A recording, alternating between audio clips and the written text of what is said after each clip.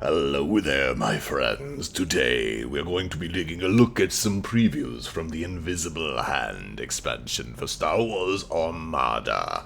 Why am I talking like this? I don't know. I'm going to do a different voice today. No, let's go back into there we go, regular voice. All right. So we're going to be taking a look at some spoilers. AMG put out these yesterday. Also, we have a giveaway winner to announce. So stay tuned to the end of the video for that.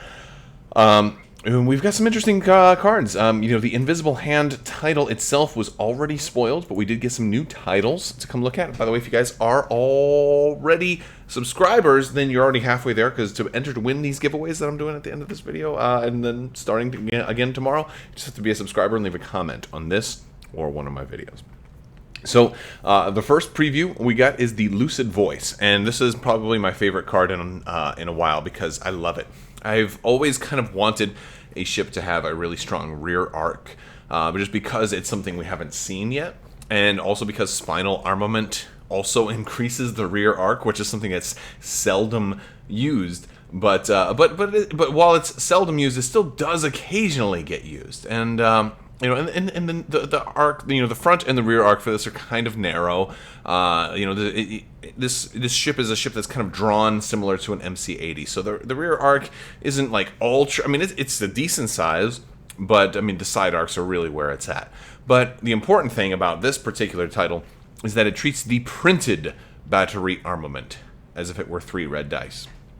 Printed is important in this case, primarily for one reason. Can you guess? You probably already know if you're an experienced Armada player, but if you're newer, you might not realize the distinction in that case, because that is what applies when you are using a salvo token. You get to counter with your printed battery armament from the rear zone, which means you don't add other things in like spinal armament. While it does increase your front and rear, it doesn't increase the printed value. It's just a modifier.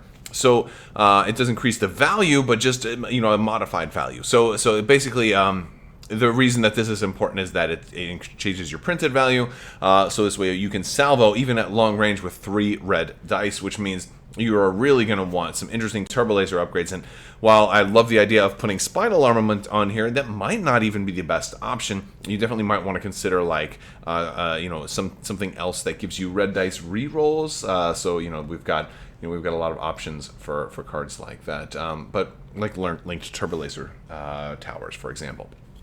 Again, but a lot of really cool options. I love this title. I like that it's kind of made to want to counterattack, but it does something else on top of that. It also says the battery armament of your left and right hull zones are each increased by 1 black die and decreased by 1 blue die.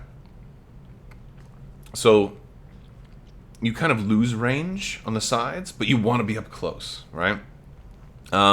And so like it's kind of weird, like, because if you're up close, you can't counter as strong as you could, because hey, if you salvo back, you're not going to be able to salvo with the 3 red. So your salvo actually becomes kind of a little bit worse up close, but you counter really good at long range, and then you hit harder on your normal attacks, on your side arc attacks at close range. It's very interesting how it's doing different things there. So basically, it wants to kind of stay alive long. Like I feel like this is just such an asymmetric title. It's doing so like 2 different things. Maybe keeping you a threat at long range. Maybe to encourage people to either just not shoot at you if they're far away, because you're going to hit back really hard. In some cases, you'll hit back harder than they hit you, which is rare. So I think that's cool. I think that's really cool, and I still like spinal armament on it. Look, the front arc of this ship is not bad. The Providence is got some big variants. It's got some big dice pools. You're already looking at 2 red in the front. I think there's let's see, the carrier has 2 red, 2 black, and a blue in the front. And let's see, what do we have for the Dreadnought? I think the Dreadnought has the same. Yeah, the Dreadnought has 2 black, 2 red, and a blue in the front. So you've already got 5 dice. So this gives you, spinal armament would give you 6 dice in the front, and then also 6 dice on the sides, making you pretty well rounded, right? And that's a tough call. It's a real tough call to say, hey, I want to run this thing with with spinals as opposed to turbo laser reroute circuits. But I think there's options. By the way, these aren't all of the cards from this pack, though. There's still some kind of super advanced shield-looking thing that looks like, it was initially previewed when they first started previewing stuff, and that one hadn't been spoiled yet. So I think there's still going to be a little bit more spoilers in these packs, and I'm excited for that. So next up, we have the Invincible. This is Trench's ship, and I believe that is Christophsis in the background there, along with a couple of beautiful Lucre Hulks. Man, they keep teasing those Lucre Hulks. They've got to do that. Like that's the number one thing I want to see before I die.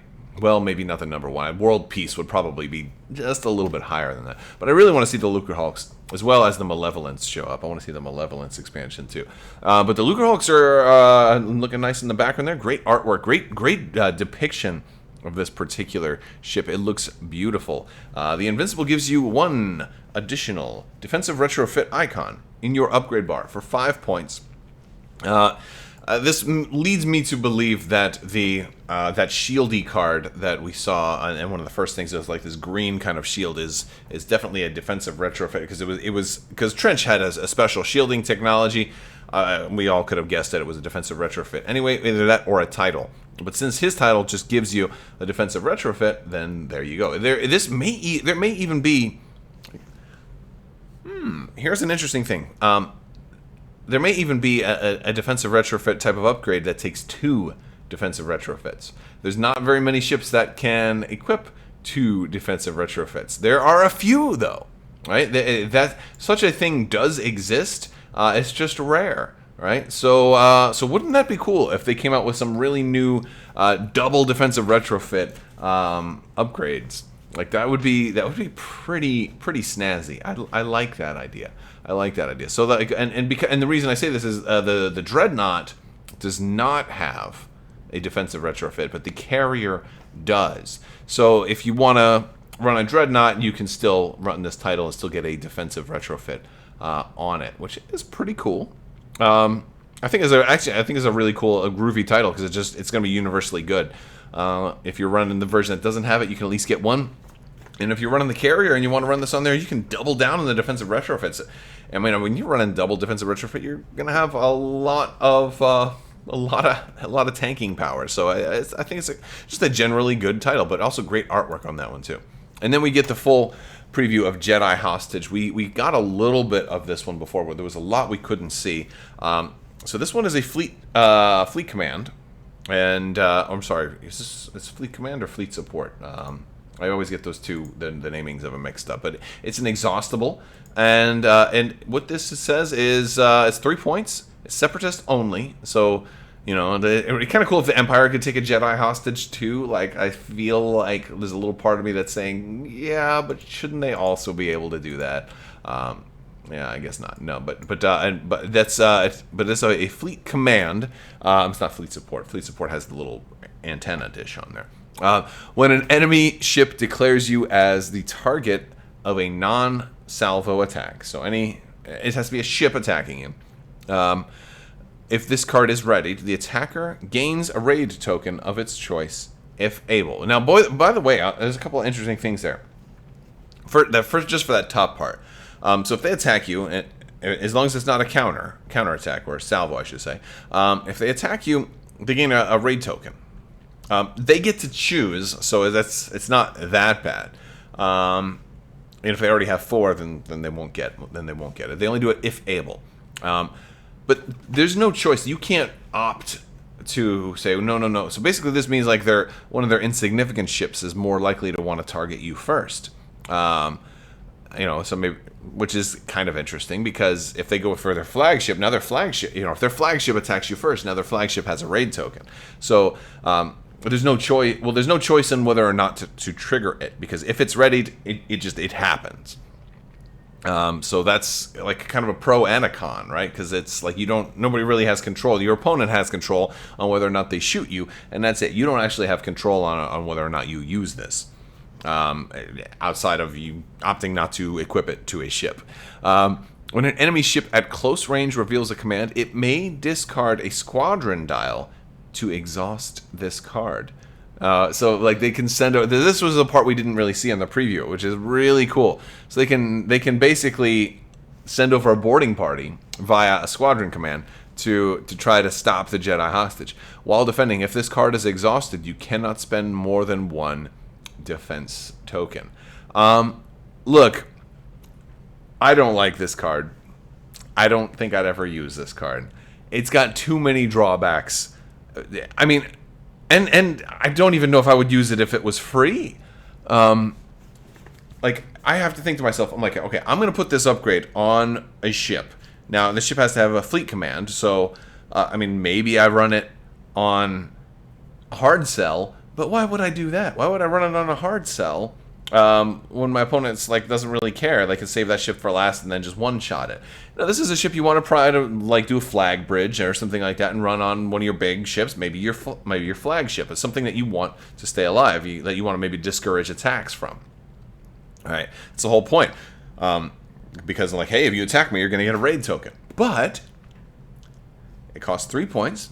It uses up my fleet command, so now I can't run a better fleet command. So that's already opportunity cost there. On top of that, even if it were free, there would still be a cost because you can't equip, intensify firepower or something like that.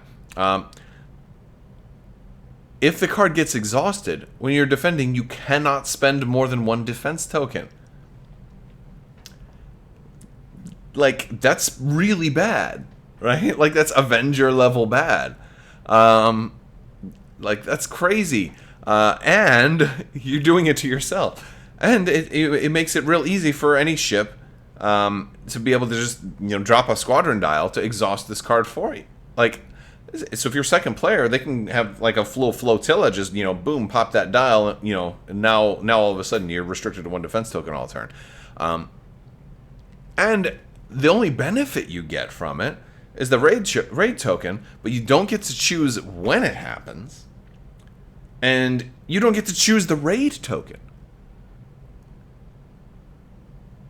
Because when an enemy ship declares you, so the enemy ship does it, they get the token of its choice, if able. I don't like that. I don't like that at all.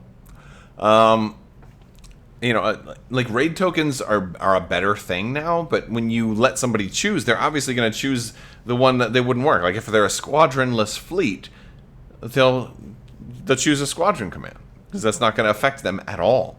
Or if they're, somebody who likes to nav all the time, maybe they'll choose concentrate fire, because some people and some uncivilized people don't like to run concentrate fire. I mean, that's their choice, I just think this is a really awful card, and I probably wouldn't take it even if it were free. But maybe it synergizes with other things. I mean, like, there's obviously already some synergy with the rise of raid tokens and the dependence upon regular tokens and all of these other things. There might be some other stuff in here that can kind of synergize with, like, when attacking, if a ship has a raid token, do X. Like, maybe we'll see more of that mechanic. There's still a lot of stuff from this wave that we haven't seen yet. So if this has, really great synergy with other things that are coming out, then sure.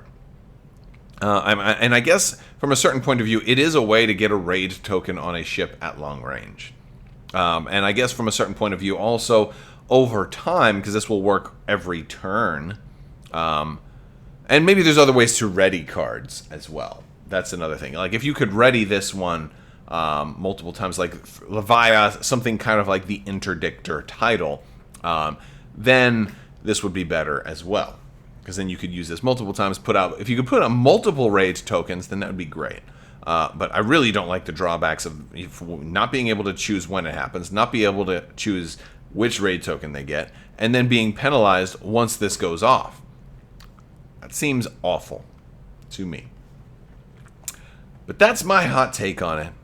Maybe I'm overlooking something, right? Yeah, and this happens a lot of times when something is brand new. Before I have like a couple of days or weeks to kind of stew on it and to plan about it. Initial reactions, sometimes you don't take in the full benefit of a card. I wonder if that's going on right now. You guys should let me know about it in the comments. Also, join my Discord. We got links down in the description for Discord. We also have other links down there for all kinds of cool stuff. Like if you're interested in any of the masks or gator necks or T-shirts or or socks. We got like different faction space. If you're a Separatist player, we got Separatist faction stuff. We got Republic faction stuff. You know, phone covers, shirts, socks, all kinds of stuff. Like we got the Thrawn Chimera design that's on there too, which is one of my favorites. Lots of cool stuff.